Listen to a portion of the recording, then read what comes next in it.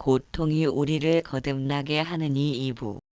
피해와 슬픔으로 얼룩진 고통의 삶을 벗어나려는 노력에도 불구하고 쉴 만하면 병들고 살 만하면 떠나야 하는 삶의 무게는 우리를 억누르고 있다. 고통과 슬픔을 벗어나기 위한 몸부림은 일생 동안 따라붙는다. 고통의 굴레를 벗어나고 싶다면 고통을 알아야 하고 고통을 일으키는 원인을 살펴야 하며 고통을 벗어나는 길을 알아야 한다. 고통의 늪에서 빠져나오려면 그림자처럼 끈질기게 따라붙는 고통을 일으키는 원인에 대하여 살펴야 한다. 그러기 위해서는 생각이 어떻게 움직이는지를 관찰함으로써 얻어지는 이해력은 다른 무엇보다도 소중할 것이다.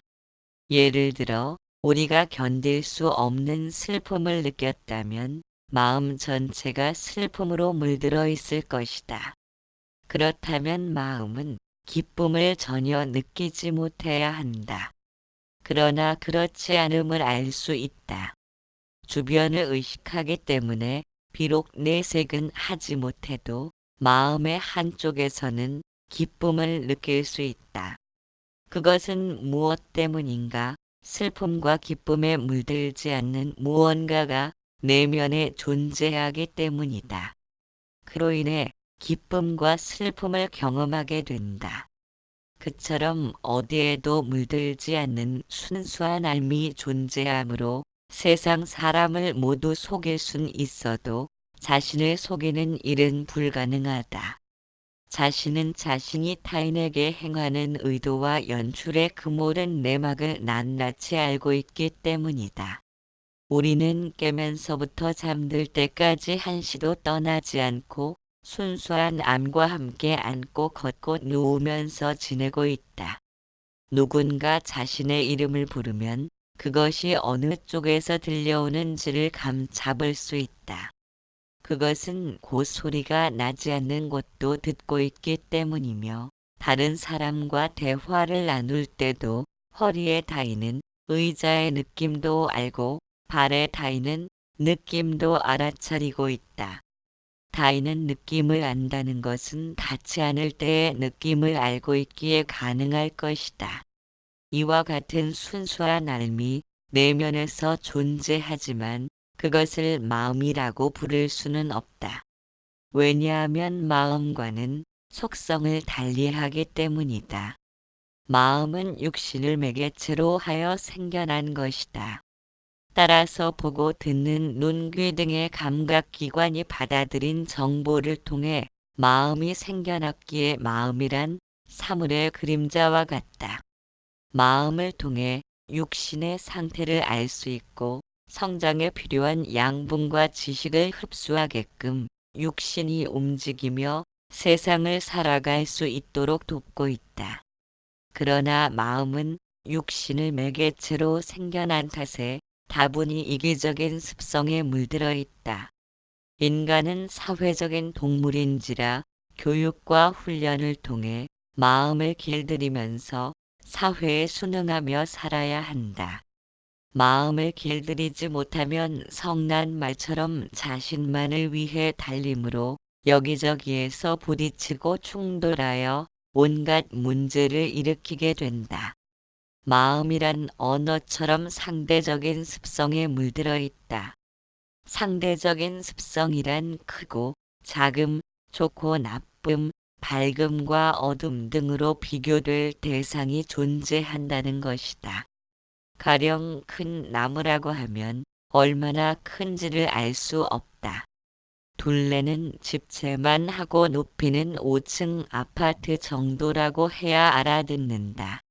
이러한 상대적 관념인 마음을 통해서만 살아간다면 늘 좋고 나쁨을 비교하면서 좋은 것은 취하려는 욕망을 낳고 나쁜 것은 떨치려는 분노가 생겨나며 거기에 집착이 달라붙어 욕망은 애착으로 변하고 분노는 증오로 변하면서 삶을 파괴하는 문제로 이어지게 된다. 마음이 이것은 중요하고 저것은 중요하지 않다는 식의 상대적인 관념을 통해 세상을 보게 되면 자신이 원하는 미래를 꿈꾸게 된다. 그것이 고통의 시작이다.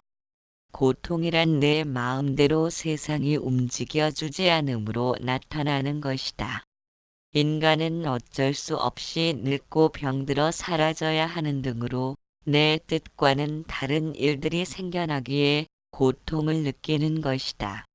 그 말을 바꿔 말하면 세상이 움직이는 대로 마음과 뜻을 맞추면 고통을 느끼는 일은 없을 것이다. 물론 세상의 움직임을 바꾸는 것보다는 내 마음을 바꾸기가 쉽다. 그런데도 마음은 그것을 허락하지 않는다.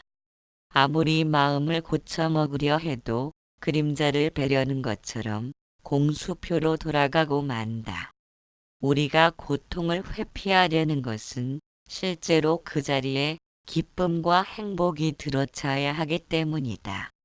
즉 마음을 슬픔의 마음과 기쁨의 마음으로 나누고 싶은 것이다. 그렇게 나누어 놓고 슬픔의 마음은 성내어 떨치고 기쁨의 마음은 붙들고 싶어 한다. 그러나 그것은 불가능한 일이다. 자석의 한 극단만을 원하여 끝없이 잘라내도 양 극단은 끝없이 생겨날 것이다. 고통을 회피하든 기쁨을 열망하든 그것이 문제가 아니라 나눌 수 없는 마음을 둘로 나누려는 어리석음이 문제이다. 한 얼굴로 울고 웃듯이 한 마음을 갖고 슬픔도 느끼고 기쁨도 느낀다. 그래서 슬픔 뒤엔 기쁨이 감추어져 있고 기쁨 뒤엔 슬픔이 숨겨져 있다. 이 같은 이치를 알지 못하기에 내 맘에 들고 안 들고를 따라 마음이 요동치는 것이다. 상대적 관념으로 이루어진 마음의 속성을 제대로 알지 못하면 이것과 저것을 나누려는 이분법적인 사고의 마음은 이미 고통이 잉태되어 있다. 그러므로 스스로 빠져든 고통의 늪에서 벗어날 기약 없이 방황하고 있다. 고통의 늪에서 벗어나려면 이 세상에 존재하는 그 어떤 것도 실체라고 인정하지 않는 것이라는 안목을 지녀야 한다. 우리가 참마음을 바로 알지 못하기에 마음을 거짓된 마음이니 참마음이니 하면서 나누지만 이것과 저것으로 나눌 수 있는 것은 애당초 존재하지 않는다. 영화 스크린에는 무수한 영상들이 스쳐가지만 제각각 별개로 존재하는 영상이 아니다. 만일 제각각 별개로 존재하는 영상이 있다면 그것은 변하고 사라지지 말아야 한다. 영상기가 멈춰도 스크린과 함께 존재해야 한다. 그러나 그런 것은 없으며 심지어는 나란 존재도 없다. 윤회설이나 진화론을 믿지 않는다 해도 인간에게는 태어나면서부터 업력이 존재한다는 것은 부정할 수 없다. 그것은 어제가 있으니 오늘이 있고 오늘이 있으니 내일도 있음을 의미한다. 나란 존재는 현생에서 육신과 마음의 유기적인 관계를 나라고 알고 있듯이 과거생에서도 그와 똑같이 나라고 생각했을 것이며 미래생에서도 마찬가지로 그것을 나라고 생각할 것이다. 그렇다면 과거, 현재, 미래의 나란 존재 중에서 어떤 것을 나라고 할 수 있겠는가? 현재의 나를 나라고만 안다 해도 머지않아 현생은 과거생으로 흘러갈 것이다. 나라는 관념을 지닌다는 것은 마치 흐르는 물에 표시를 한 것처럼 쓸모없는 일에 지나지 않는다. 또한 의식이 이는 나를 나라고만 생각할 수도 없다. 잠든 것도 나이기 때문이며 육신이 죽음을 맞아 소멸된다 해도 내가 없어지는 것은 아니다. 육신이 완전히 사라지고 마음까지 소멸되어도 무언가는 소멸되지 않으므로 업력이 나타날 수 있을 것이다. 그러므로 나란 존재는 육신에 있고 없음에 관계없이 존재하는 그것이 나일 것이다. 육신이 없으므로 감각기관도 없어 마음도 생겨날 수 없지만 그래도 나는 존재한다. 우리가 그와 같은 참나를 알지 못하므로 매 순간 흐름의 옷을 입고 변해가는 세상에서 사방팔방으로 집착의 벽을 쌓아놓고 흐름을 거부하고 있다. 인간에게 고통이 존재하는 것도 어쩌면 끝없는 흐름의 길로 들어선 존재라는 사실을 밝히기 위함인지도 모른다. 왜냐하면 세상에 변함없이 존재하는 진리가 한 가지 있다면 모든 것은 변한다는 것이다. 그것을 받아들일 때 비로소 번뇌에 속박된 마음도 자유를 갈망하는 그 마음도 모두가 거짓된 허망한 마음에 불과할 뿐이라는 사실을 납득할 수 있다. 어쩌면 고통과 번뇌란 그것을 소멸시키려 하거나 고통이 극복된 상태를 원하는 그 마음이 바로 고통과 번뇌를 일으키는 주범인지도 모른다. 그렇다면 고통을 벗어나려는 그것이 실제로는 한 손으로는 고통을 버리려 하고 다른 한 손으로는 고통을 쥐려고 한다는 모순을 행하고 있다면 고통을 극복하기란 불가능할 것이다. 마음을 깨닫지 못한다면 우리는 이와 같은 모순을 알아차릴 수 없다. 스스로 고통을 잉태하고 있으면서도 벗어나려 한다는 것은 실현될 수 없는 꿈과 같다. 우리는 실체보다 외관과 이름을 더욱 소중히 생각한다. 실체보다 이미지를 더욱 중요하게 보기 때문이다. 꽃을 보면 이것은 무슨 꽃, 차를 보면 이것은 무슨 차라고 예전의 기억을 더듬어 이름을 기억해낸다. 따라서 우리들 내면에는 언어가 끊임없이 흘러다니기에 과거라는 시간 속에 살고 있다. 내면에서 시간의 영향을 받고 있다면 삶이라는 정해진 시간 내에 도달해야 하고 이루어야 할 목적이 생겨나게 된다. 앞에서 뛰는 누군가를 따라잡아야 하며 뒤에서 쫓아오는 누군가를 더 멀리 벗어나야 한다. 이것이 마음이 쉬지 않고 나를 몰아세우는 상대적인 관념의 폐단이다. 그로 인해 슬픔이나 불행 같은 부정적인 감정이 내면을 채우게 된다. 마음은 종착역이 없는 둥근 원을 만들고 끝없이 앞에서 뛰어가는 누군가를 따라 잡도록 채찍질하고 있다. 지금 이 순간이라는 실존이 따라 잡아야 하는 과거와 현재 미래라는 시간관념에 의해 보이지 않게 된 것이다.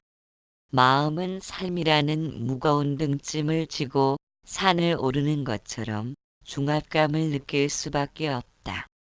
그래서 만들어 놓은 출구가 욕망의 탈출구이다. 인간은 욕망의 탈출구에 빠져들면서 잠시나마 모든 것을 잊을 수 있다. 우리가 마음을 주인으로 여기면서 참나를 잊고 산다면 이와 같은 과정을 되풀이할 수밖에 없다. 참나를 돌아보는 정신적인 혁명을 일으키지 못한 채 문화만 발달한다면 인간은 점점 광기와 고립의 늪으로 빠져들 것이다. 슬픔을 느끼는 것은 과거에 연연하기 때문에 미래의 불확실성으로 나타난 생각이다. 그러나 슬픔을 느끼는 그 마음으로 기쁨도 느끼는 것이다. 그렇기에 슬픔을 멀리하고 싶다는 것은 즐거움이나 행복감 등에서도 포기할 수 있어야 한다. 그러나 슬픔은 멀리 보내고 기쁨만을 원한다면 무언가 잘못된 문제의 해답을 찾고 있는 것이다. 기쁨과 슬픔이란 양쪽에 물지개를 지어야 발을 옮길 수 있는 균형과도 같다. 고통의 늪에서 벗어나지 못하는 원인은 한쪽만을 원하는 이룰 수 없는 희망을 간직한 때문인지도 모른다. 행복과 불행이 동전의 양면처럼 존재함에도 오직 반쪽만을 원하는 탓으로 조화를 이루지 못하는 삶으로 전락한 것이리라. 선지자들은 한결같이 유의적인 노력을 경계하고 있다. 그것은 아마도 참나란 존재는 본래부터 허공처럼 스스로 존재하는 충만한 존재임에도 불구하고 그것을 알지 못한 탓이리라. 그렇게 내 손으로 참나를 쥐고 내 눈으로 참나를 보면서 확인하고픈 갈망이 존재하기 때문일 것이다. 참나를 확인하려는 갈망은 잠시 접어두고 빗방울이 어디로 스며드는지를 알아야 새는 지붕을 막을 수 있다. 우선적으로 마음이 끝없이 무언가를 채우도록 요구하는 것을 살펴야 한다. 또한 마음의 요구를 끝없이 들어준다면 언젠가는 마음이 자신의 요구 조건을 내걸지 않는 날이 올 것인지를 따져보아야 한다. 마음은 절대로 그렇지 못한 것은 밑 빠진 항아리와 같기 때문이다.